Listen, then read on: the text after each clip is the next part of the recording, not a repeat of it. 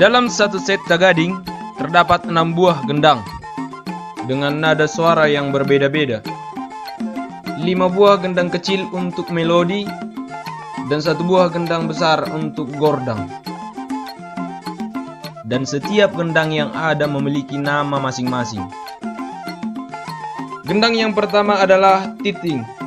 Titing berada di bagian paling kiri. Gendang yang kedua adalah pai dua titing. Pai dua titing ini ditempatkan di sebelah titing. Gendang yang ketiga dan berada di tengah dinamai dengan pai nonga karena berada di tengah-tengah. Kemudian gendang yang keempat adalah pai dua odap. Yang kelima adalah odap. Odap ini berada di bagian terakhir dari rangkaian gendang melodi. Dan kemudian satu gendang khusus yaitu gordang.